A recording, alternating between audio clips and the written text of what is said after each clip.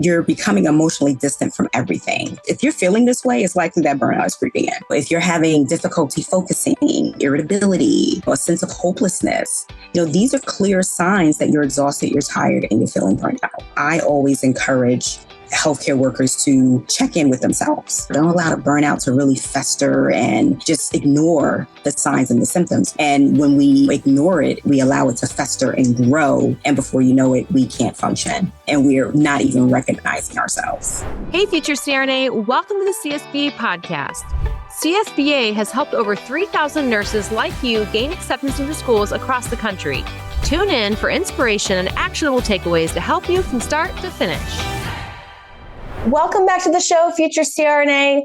I'm your host, Jenny Fennell, CRNA and founder of CRNA School Prep Academy. And today we're going to talk about burnout. Do you have a game plan on how you're going to handle burnout throughout your CRNA journey? And with that being said, I'm excited to announce we're bringing on a guest host on the show, Dr. Lendra James, who is a distinguished healthcare leader, nurse expert, entrepreneur with over 2 decades of nursing experience. As the founder of DL James Consulting, Dr. James leverages her extensive knowledge to offer healthcare consulting, mentorship, and coaching services. She is a sought-out-after speaker, renowned for her compelling talks on healthcare, entrepreneurship, leadership, and diversity. She also is the host of the podcast Nurses with Voices, which shares inspiring conversations and provides guidance to nursing community, and an accomplished author addressing critical issues such as conscious and unconscious bias in healthcare. Her mission is to inspire healthcare professionals and women to take charge of their health, wellness, and professional journeys, empowering them to pursue their entrepreneurial passions while prioritizing their well-being. And she is also a specialist in handling and coaching through burnout. So I'm excited to dive into this conversation with Dr. Lendra James. We are both passionate about this topic. So let's go ahead and get into today's episode. Well, thank you, Lendra, for joining us on today's show. We're so excited to touch on this topic today. I would love for you to kind of just start off by kind of sharing with our audience your background and how you got into what you're doing now, which is coaching. Sure. Well, first, thank you so much for having me. It's always such a pleasure to speak with you. It really is. So my background, I've been a nurse for over 22 years. And, I worked across the country, done travel nursing, worked my way up to nursing leadership, achieved my Doctor of Nursing practice degree. And it was during my time in leadership that I experienced a transformative shift in my purpose, right? So the onset of COVID-19 pandemic highlighted the pressing need for self-care, wellness promotion, and preventative education within communities.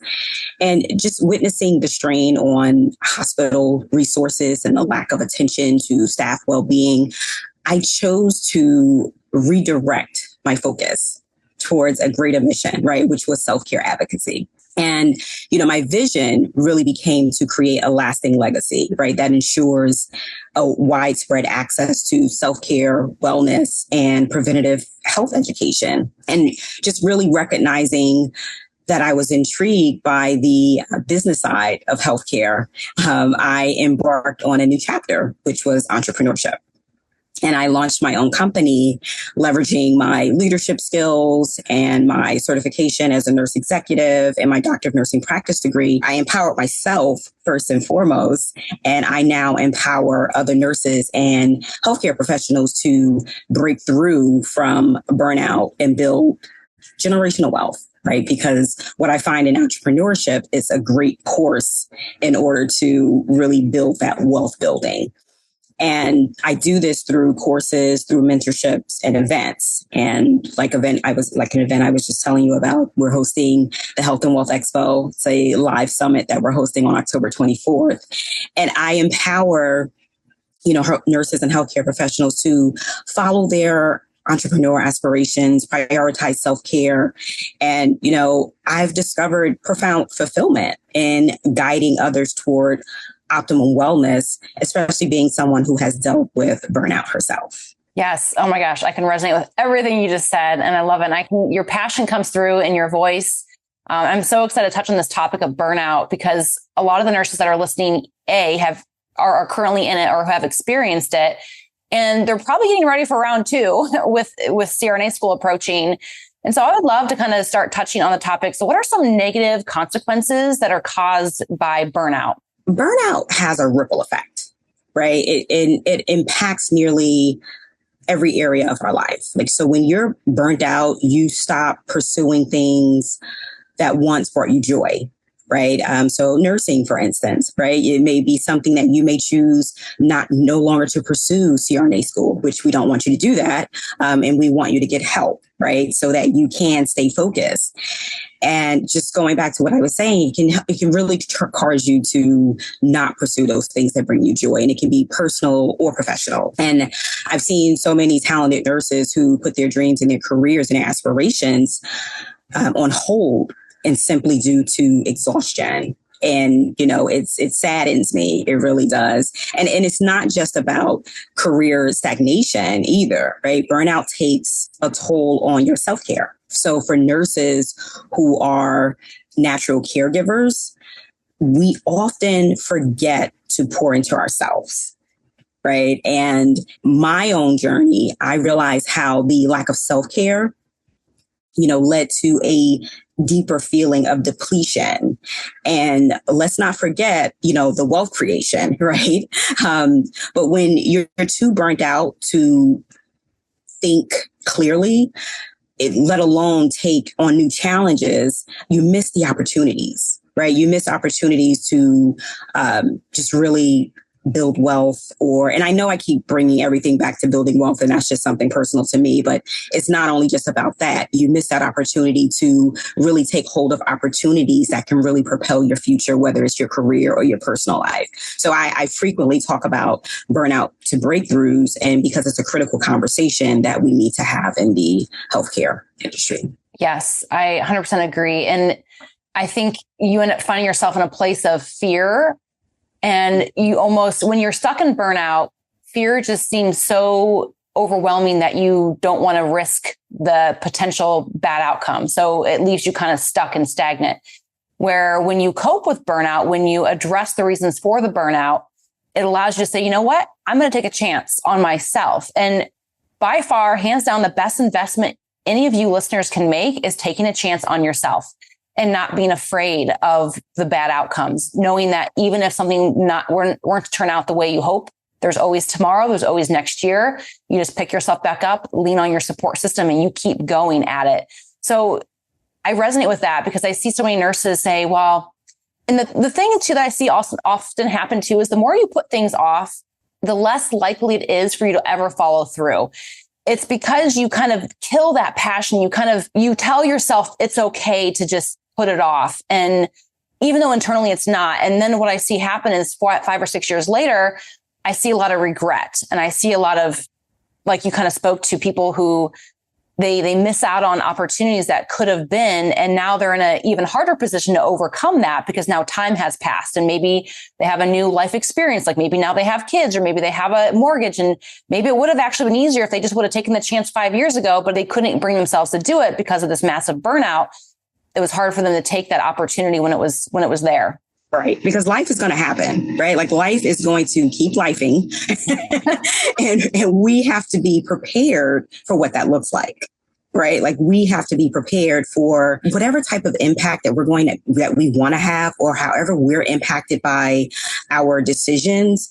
We have to be prepared for that. And this is why it's so important to really be able to recognize and identify, what, I'm exhausted. Why? What, I'm burned out. Why? Because burnout, and someone actually mentioned this it was a LinkedIn message, and they said, burnout has had such a bad stigma in the last few years. And now people are starting to really recognize it as an issue. And that's good. And it's through conversations like this that people are recognizing. And it's okay, because it was almost like a healthcare professional couldn't say that they were burned out. Why? If that's what it is, we need to be able to recognize it and say, I'm exhausted, because it really comes up in different ways. It manifests itself differently. And we need to be able to recognize it. It's almost like this old stigma of it's just the expectation when you do something hard, you're going to experience burnout. It's like, no, we need to kill that. And it should not be the expectation. You should be able to receive support through that. You should not have to live your life feeling that way every day. And you mentioned wealth, and a lot of people pursuing CRNA school are doing it because of the economic gains. However, there is so much more to it than that as far as the lifestyle, right? To be able to have more. I personally did it. Obviously, the money was a big draw, but I knew I wanted to have a family, and I knew I didn't want to have to be missing every holiday, working on nights and missing important events with my children someday. And it did provide me that better lifestyle and work-life balance, as you call it. And by the way, it should be life-work balance, not the other way around, because you're human first. Work's always second to that. So that's just should be adopted. We should flip that thing around. I like that. No, you're right. Life-work balance. I love it. I'm going to adopt that, just so you know. Yeah. Okay. The more people that say it, hopefully it becomes the new norm, and maybe our employers can actually pay attention to that, because it really shouldn't be about work. It should be about life and then work. So yeah. But yeah, I would love to hear you kind of already mentioned some of the causes of burnout, but I'd love to get more into how can the nurses listening identify what could be triggers of this burnout? There's so many contributing factors, right? But in healthcare, it's often a mix of being overworked, underappreciated, facing systemic bias. Nurses and healthcare workers are constantly giving. Right. But if you're only giving and you're not receiving any support or any recognition in return, the mental and emotional toll, it becomes overwhelming. Right. So for me, the constant pressure to lead, to meet demands and push through systemic bias, it nearly broke me. Right. And on top of that, the lack of control and autonomy in our roles is a huge trigger, and it feels like, you're stuck in a system that doesn't allow you to grow, or worse, it doesn't care for your well-being. So when you're dealing with those type of issues, you have to be able to say, hold up, wait a minute. This is not how I perform ethically. This is not how I perform morally. And you know what? If I'm in a situation where I feel that my concerns or my needs are not being fulfilled, or if I'm not feeling, that's where that appreciation comes in and that recognition comes in. You'd be surprised how far a thank you goes, or how far it goes if someone just sits down and have a conversation with you, someone in leadership. I can remember being in leadership and being at the seat of the table and recognizing that, working with those who they've never worked a clinical day in their lives, but these are who are making certain decisions. So we really need to be able to pull from the front lines. Like I would take some of my staff members with me to executive meetings so that they can hear, the conversations that we have, because they needed that input. And the leadership table would actually appreciate that when I would bring them with me. Say if it was my charge nurse or even some of my A&Ms, like I would bring them with me to certain meetings because we needed their input, I should say. That way, not only do they feel involved, their voices are making a difference, because otherwise you're just going to have a tribe of nurses who are working in an environment. They don't feel like their voices are being heard. They're working, they're exhausted, and they don't feel, or they can't see the fruits of their labor. I love that. And the lack of control that's a huge piece, and not being able to feel like you have an avenue to change that. The way it kind of relates in CRNA school is maybe you feel overwhelmed with the immense amount of pressure it is to perform in clinical when you really have no idea what you're doing. You're just learning. I think it kind of takes the role of sometimes you have to learn how to be resourceful and advocate for yourself, to demand more support, to demand, hey, I don't understand that concept. Is there a study group that I can go to? Can we form a study group that we can maybe have together to unravel this? Or, if you go to your clinical mentor, your clinical preceptor and say, hey, we talked about this yesterday. I would love to dive into more detail the next time I'm with you so I can have a better understanding how I can perform better. And taking kind of initiative like that can really give you that control to take your support and your needs to the next level. But I think so many of us are so used to just keeping quiet and minding our own and quote unquote, what some toxic people would say, stay in your lane. No. You need to drive where you want to go. And if that means in the opposite lane, you go in that opposite lane. Take charge, right? Of being able to do this for yourself. I completely agree. I mean, You said it beautifully. I can't see it any other way. You have to take charge, and that's a part of advocacy, right? You know, in the beginning, I talked about self-care and self-care advocacy. So even with my wellness business, we talk about it really started because of self-care, right? And that's what you're doing when you advocate for yourself. You're advocating for your own well-being and for your own self-care. So we have to be able to recognize those and bridge the gap between them. Yes. Amen. And then I would love to, because sometimes, like, at least in my own experience, which is actually kind of scary, to not even realize you have burnout. I think we probably all could be like laugh about it now if we've kind of overcome it. But sometimes you're like, well, shoot, I didn't even know I was experiencing it, because kind of what we said before, sometimes it's almost like the expectation that when things are going to be hard, you just kind of say, well, I feel miserable, but I guess I'm supposed to feel miserable. And so how can our listeners identify if they truly are experiencing burnout? You know what? That's a great question, because it's like you said, sometimes we feel like we believe that because we've worked 60 to 70 hours that week, that, you know, that means you're working hard and things like, no, your body isn't meant to work that way.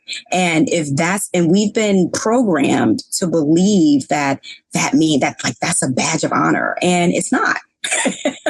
It's really not. So when we talk about recognizing and being able to identify burnout, you know, one of the key indicators is the feeling of detachment.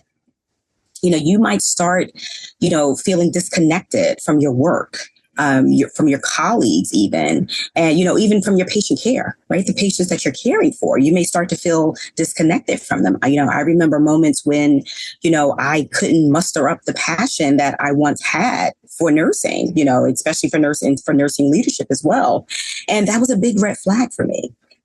Right. And, you know, other signs could be physical and emotional exhaustion that just doesn't go away with rest. You know, we should be resting, you know, at least getting like 7 to 8 hours of night of sleep. And if we can't, that inability to really feel rested, that's another sign. If you wake up dreading your day, if you wake up and you're on your way to work and you're dreading going to work, and again, you're becoming emotionally distant from everything. So being able to recognize this, and it's likely that burnout is, if you're feeling this way, it's likely that burnout is creeping in. Right. And, you know, if you're having difficulty focusing, irritability, you know, a sense of hopelessness, you know, these are clear signs that you're exhausted, you're tired, and you're feeling burnt out. And in my coaching, you know, I always encourage healthcare workers to really, you know, check in with themselves. Right. And check in with themselves regularly, you know, and don't allow it to fester. Don't allow the burnout to really fester and just ignore the signs and the symptoms, because that's what burnout is, a symptom. And when we, you know, ignore it, it just, we allow it to fester and grow. And before you know it, we can't function, and we're not even recognizing ourselves. Yes. And I really resonate with what you said. And one thing I want to bring up that happened to me that was a big indicator that, and it was probably me taking it too far. But the detachment piece, it actually helped into like myself, which was a weird thing to feel when you don't even feel like you just feel empty as a person. Like, it was hard to describe, but I remember feeling like, what do I even want? Who am I? I don't even care about anything. Like, you feel like completely just like whatever, like, and you don't feel passionate anymore. You start even having resentment towards people who actually want to help you, who actually do love you. You start feeling resentment for them caring about you. That's a huge red flag. When you're just like, I don't want you to ask me how my day was, or I don't want you to talk about these hard things. And all they want to do is help. That's a huge sign that you're dealing with burnout, because you feel resentment towards the idea that you have an issue. And that's, to me, like kind of how mine unfolded a little bit. And another thing that you mentioned was kind of putting up an armor and kind of protecting yourself by kind of, you know, shielding yourself from being able to feel. And I remember reflecting on ICU nurses who were ICU nurses for a very long period of time. Some never did that. Some somehow figured out how to still be compassionate, empathetic, caring. And they were my idols. I'm like, you're a rock star. I don't know how you do it, because, man, I've barely been doing it for a year and I am like a shallow human. The more I feel, the more I hurt every day. And I'm like, it's destroying me. I was crying all the time. It's probably the only time I felt clinically depressed. I mean, it was such a hard time in my life to get through that ICU experience, to see death and suffering all the time. And then I'd also see ICU nurses who were very cold and very like just disconnected from anything that could be going on. They don't even care when something bad happens. They're just like, yeah, it's just part of what it is. Like, and to me, that is someone who just never work through the burnout and just let it kind of overcome. And it probably I'm sure affected their personal lives too. But that is what we want to try to avoid. Because you know what we experience trauma as healthcare professionals on a consistent basis. And think about it. Think about how you have your patients, right? And you have, like you mentioned, death and dying. So think about the patients who you were just in that room coding that patient for 30, 40 minutes and they expired. But then you have to walk right back into that other patient's room and put on a smile. We never get a chance a lot of times to really deal with our trauma. That's traumatizing to the average person. Think about someone who, saw someone getting hit by a car, think about how traumatizing that could be. Some people may have to be in therapy for seeing something like that. We deal with this on an ongoing basis, but then we're expected to just go to lunch or then go right back to business as usual. We never deal with our trauma. You're right that most people would need some type of counseling or therapy if they physically saw someone die, but that's part of our job. And I think unfortunately, it gets tied into the expectation, which really isn't okay. We are still humans first, and we really should have time to cope and grieve with the things that we face day in, day out at work. But yet we don't get that adequate time to grieve, to cope, to understand. So those of you listening, do not be afraid to seek therapy. And that should be an expectation. If you need it, receive it and pour into yourself so you can move forward in a human way.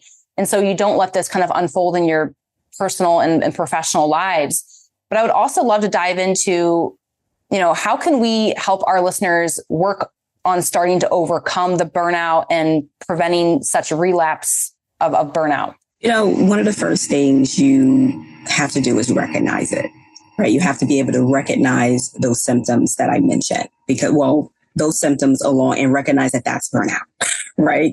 Because as I mentioned, burnout is a symptom. However, it comes along with, it exacerbates, it comes along with the other symptoms that I mentioned. So we have to recognize it. And overcoming burnout starts with recognizing it and then in prioritizing yourself. Right. So, and something that I had to learn the hard way. Right. And for many nurses. Right. So for nurses, especially, this feels counterintuitive. Right. Because we're trained to care for others first, like we just mentioned, but it's critical to set boundaries.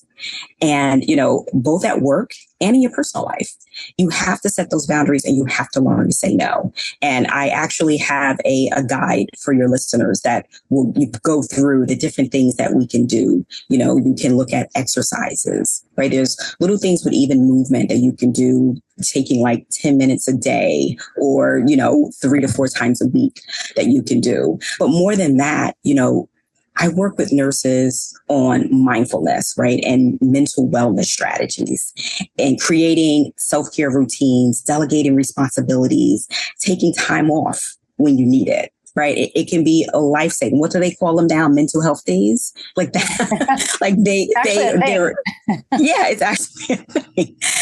And because it's also crucial to reconnect with your why. Right. Why did you choose this profession? Why are you a nurse in the first place? Why do you want to be a CRNA? It's crucial to identify your why. Sometimes reigniting that passion can really remind you of your purpose. And so your purpose is what shapes you. So you need to know why you're doing this. You need to identify your purpose. These are the things of how you're going to be able to overcome burnout. I've built my business around helping, nurses break free from burnout. And I can tell you firsthand that finding support is key, right? Whether it's through therapy, whether it's through mentorship, whether it's through community, peer groups, you need to have a circle of people who understand you and understand what you're going through so that they can help you with it and they can provide guidance. Breath of fresh air. Thank you so much for all of that. And it's funny, I have equally received support myself because I have experienced burnout multiple times in my life. But one thing that also stuck with me, I know we shared a little bit about how instead of using the term busy, I now try to catch myself trying to say that and say I'm fulfilled, because just that simple little shift is I'm so busy instead of saying I'm just so fulfilled, because it's true. I am. I have 5 kids. I run 2 businesses. I'm a CRNA still practicing, and I love it. I love it all, and I'm so grateful that I get to do it all. But it is a lot, right? So that fulfillment piece instead of busy is huge. And then someone also taught me this other little trick that because I was suffered from setting, and I could not set boundaries. I'm like a yes person at my own extent, at my own fault, meaning I'll say yes to you, even if it takes something away from me or my family, for example. And I had to really break that because it was eating into me and really causing some negative life consequences. But that being said, now when I have to question whether or not I say yes, the first thing I say is, if I say yes to this, what am I saying no to? Because every time you say yes, there's only so many hours in the day, right? And you have to sleep for 7 to 8 of those. So when you say yes to this, what are you now saying no to? Is it saying, and most of the time it's saying no to self-care. I'm not going to go to the gym today because instead I'm going to spend an hour helping you, or I'm not going to spend time doing reading with my son tonight because I'm going to work a half hour later than I normally would. Then if you phrase it that way, you're like, no, I need to read with my son. And that's a priority. And I'm going to have to say, no, I can't take that meeting. I'm sorry. I have to end my day at 3:00. Sorry. And it's so much easier when you reframe it in your own mind of what am I saying no to by saying yes to you. It's so much easier to say no. So that's a little trick that I use pretty frequently. Good for you. That's exactly right. And that's exactly what you need to understand. And that's how you learn to set boundaries, because you have to think about, if I say yes to this, what am I saying no to for myself? So that's perfect. That's a perfect example. I love that. And that's what saying no means. And that's what setting boundaries mean. So that's perfect. Yes. I'm so glad you mentioned those, because I think these are such key takeaways for our listeners. And I would love for you to share how our listeners can connect with you and in a more deep way, follow you and on all the platforms. Oh, sure. So they can find me on LinkedIn. Where I regularly share strategies on how to overcome burnout, my mentorship Mondays and my newsletter. They can find me on LinkedIn. They can look at DL James Consulting, which is my website. That's Dr. Lendra James Consulting. They can find me on my podcast, Nurses with Voices, as well. That way you can, and it's really all about giving nurses back their voice, right? I interview nurses and healthcare professionals who found innovative ways to just thrive in the industry. So for anyone interested in a deeper, coaching or wellness programs, again, they can visit my website. And of course, they can join me on LinkedIn in my Burnout to Breakthroughs Network Alliance. Yes, I highly recommend everyone listening now. You need to be doing these things. It's such a key part of your journey to becoming a CRNA. So thank you so much, Dr. James, for joining us today. We appreciate you. And I look forward to staying in touch. Same here. Thank you so much for having me. Thank you for tuning in. Be sure to head over to CRNAschoolprepacademy.com to gather free resources to help you on your CRNA journey. Stay strong. We're rooting for you, future CRNA.